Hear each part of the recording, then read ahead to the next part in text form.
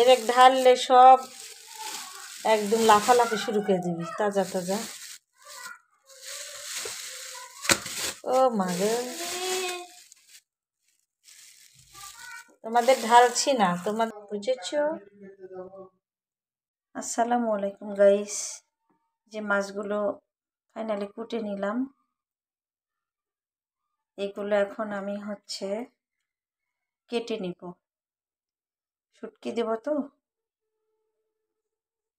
এই জন্য মাছগুলো ঠিক এভাবে কাটবো। বিসমিল্লাহ।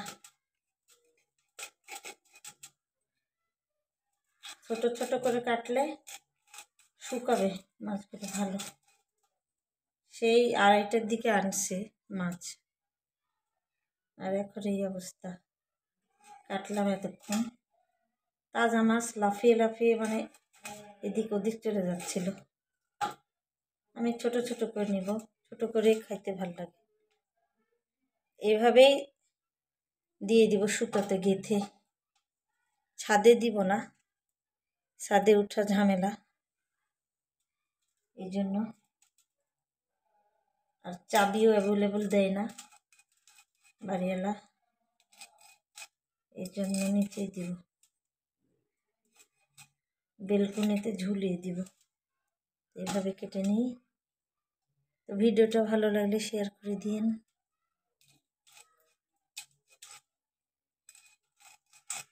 পরে আর কাটতে হবে না আমার। এভাবে গোটা গোটাও দেওয়া যায়।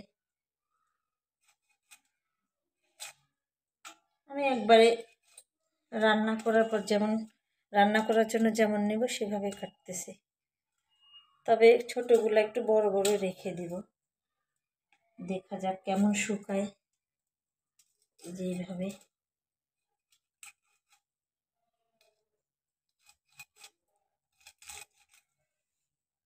শুটকি দেওয়ার সময় একটু হলুদ লবণ দিয়ে মেখে নেব নি, তাহলে দেখা যায় মাছি পড়লেও সমস্যা হবে না। এভাবেও দেওয়া যাবে, কি সুন্দর। কয়েকটা আমি রেখে দিব, কয়েকটা মাছ। আপনার ভাই ভর্তা খাবে, ওর জন্যই। ও মূলত ভর্তা খাওয়ার জন্য আনছে, তো আমি এখান থেকে শুটকি দিব, এই আর কি। এই বড় বড় কয়টা রেখে দিব, ভর্তা খাবে, পছন্দ করে খুব টাকি মাছের ভর্তা।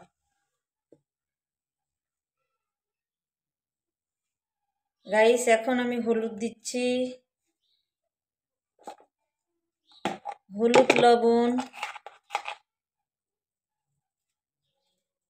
দিয়ে একবারে মাখিয়ে ফ্রিজে রাখবো। আজকে তো সন্ধ্যা লেগে গেছে, কালকে রোদে দিব। সব রেডি, কালকে রোদে দিয়ে দিব। একটু মাখিয়ে নিব। হলুদ দিলে আর কোনো ব্যাকটেরিয়া হয় না, পোকামাকড় মাছি বসে যেহেতু খোলা জিনিসে, এগুলো প্রোটেক্ট করার জন্যই হলুদ লবণ দিচ্ছি। আমরা এভাবেই দিই।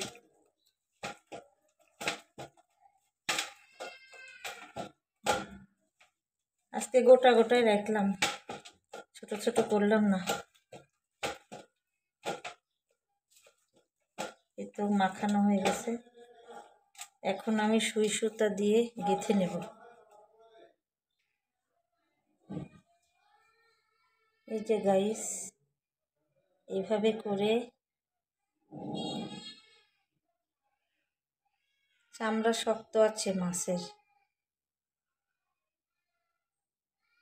বা হাত পিছলে যাচ্ছে।